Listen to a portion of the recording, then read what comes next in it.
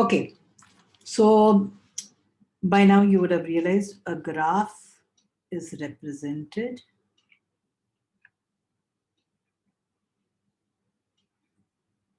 mathematically by G is equal to B comma E. What is B now? B is a set of vertices and E is a set of edges. Okay. Now, this is all very fine. It's mathematically represented by this, but how do we, what is the data structure?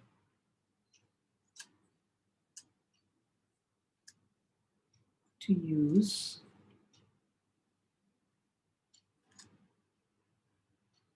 for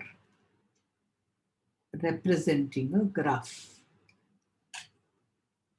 See, one thing is we have to ensure that the graph, for example, you can start from any node and end at any node. But choice primarily depends upon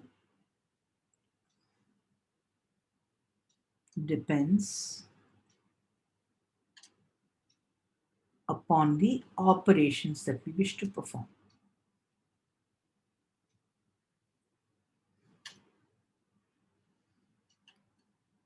We want to perform.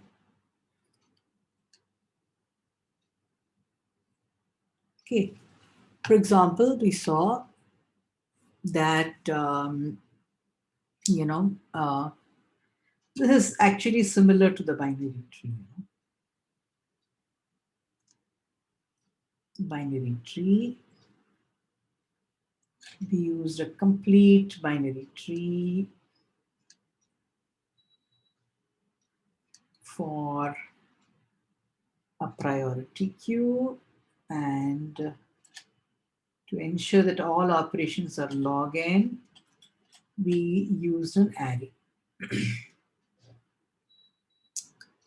A tree, we used leftmost child, right sibling representation for a general tree.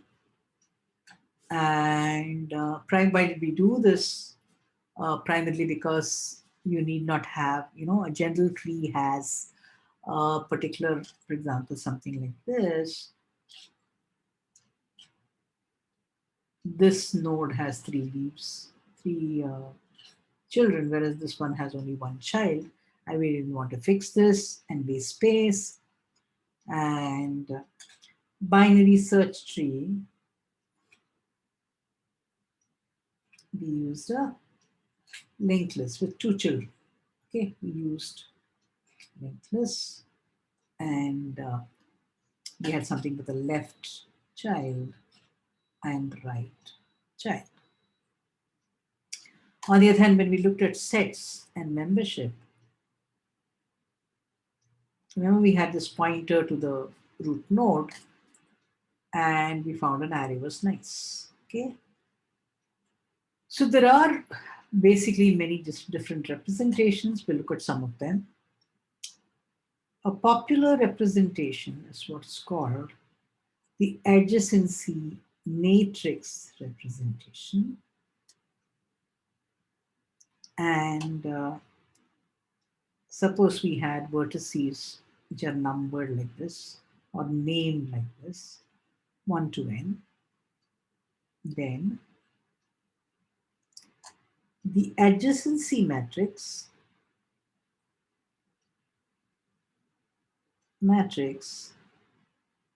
is an n cross n matrix. A of ij is true if there is a path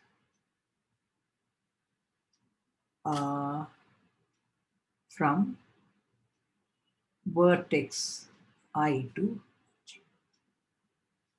Okay? Generally, we represent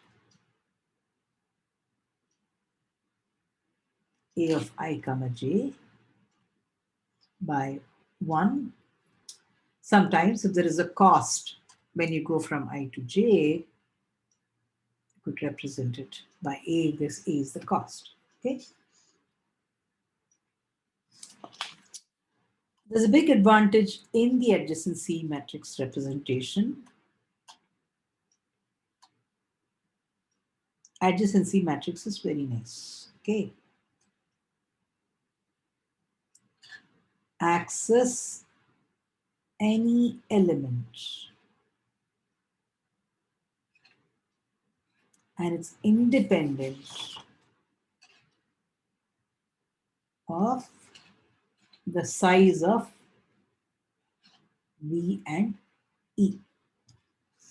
Okay, for example, you can have up to n squared edges if V is the number of vertices, which is n. For example, for this graph that we had here, so 1 to 2 and 1 to 4, yeah. So if I look at the particular graph, I could represent it by an adjacency matrix like this.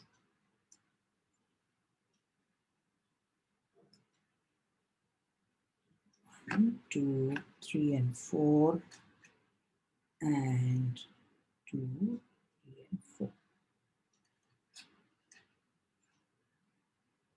And it would have been something like this. I hope I'm correct. A and A here, and B, B, B, B on the diagonal. 4 to 1, 4 to 2, 3 to 2 is B, yeah. And 4 to 1, 1 to 4 is also B, and you could have had a graph like this. The main disadvantage of this adjacency matrix representation advantage is that of the adjacency matrix,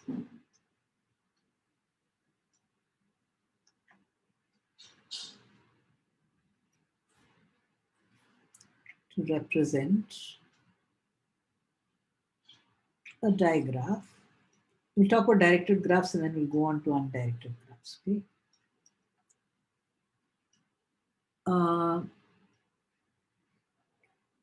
Is that the matrix requires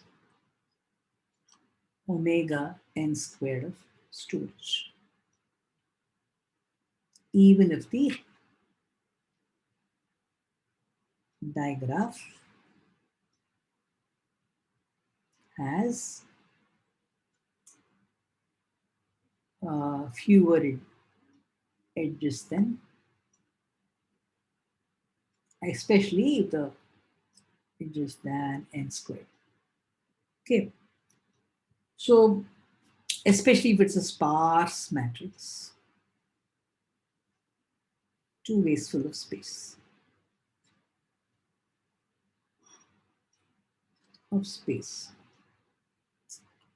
So the question is, can we do better? There's another commonly used representation.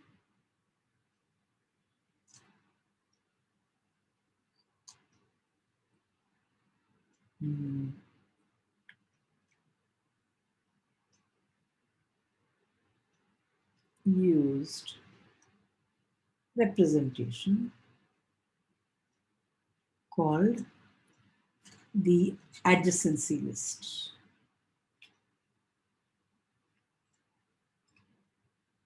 Representation.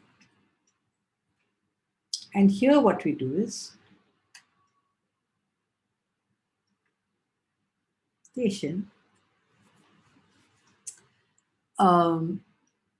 the graph is represented by an array head and head of I is a pointer to the adjacency list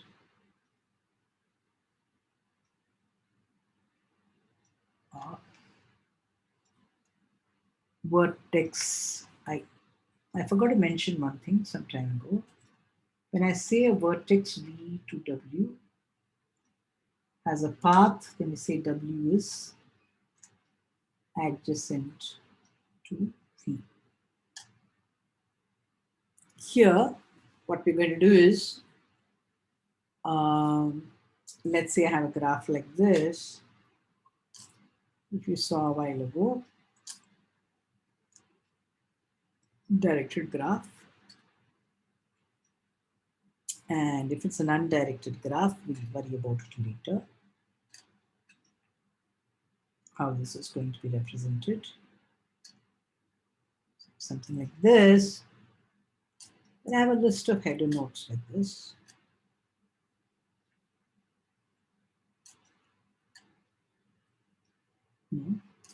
One, two, three, and four. And this guy is a pointer to the guys who are adjacent to this guy. So the people are adjacent, 2 and 3. Notice that there's no order over here. Okay. And 3 is, 2 is adjacent to 2 is 4. And here, what do we notice? Both 3 and 2 are adjacent to 1. So you put it in this list. Now, here only 4 is adjacent to 1, 2, therefore you put it here. And 3, for example, is its adjacency list is only 2 here. And 4 has 3. This is what is called an adjacency list representation. And this representation is generally used when E is much, much less than n squared. There's a potential disadvantage, of course, as is obvious. If I want to check if there is an edge between 1 and 3, I have to pass through. For example, if I need to check if there's an edge between E of 1, 3, then I have to go through 2. So potentially, it may take up to order n to check whether a vertex V J is adjacent to I. To a vertex I.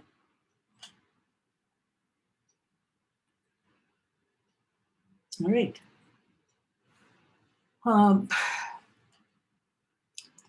Insertions and deletions.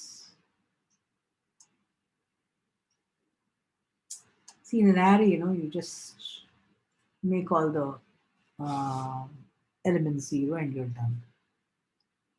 Insertions and deletions of edges, not too bad. You can, you need to see from which edge you want to delete. Sort of okay. If I want to delete a vertex, all that you'll do in an adjacency matrix is you have extra space, but you can annihilate all the edges. This is going to be quite expensive. There's another representation called if the graph is not going to be, is expected to be fixed with a few changes,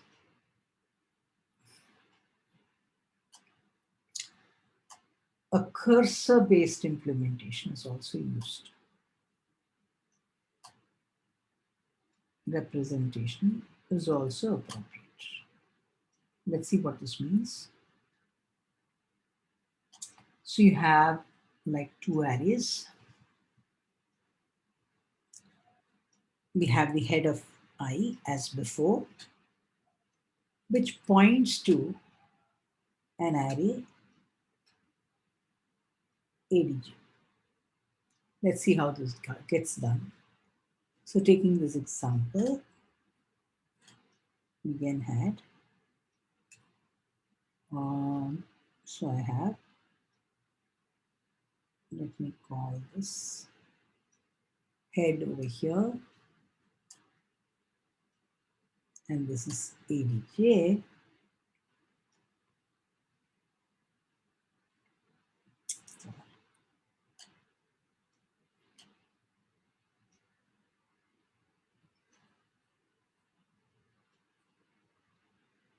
Okay. Then let's say we had 1, 2, 3, and 4 as before. Then what we do is one had, let's say this is index 1 into the ADJ array. So it had two elements which were adjacent, followed by a 0 here. It says there's nobody after that. That's the end of the adjacency list. So I can have 1, this will point to 4, and this guy will point here. It's also called a node space representation, 4, and it has a pointer to 4. Then 3 could be, after that there's no other element. 3 could be, sorry, this could be 6, oops, 4, 5, and 6 is where your 3 has a 2 is adjacent to 6, and you put it in here. Then again you have a 0 here, so here, and finally you have 4. So this is 6, 7, and 8. Part to 3. This is called a node space or a cursor-based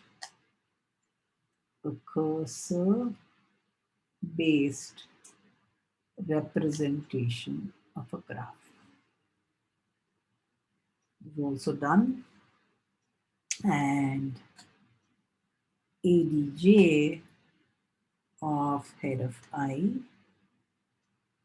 is the list of vertices which are adjacent.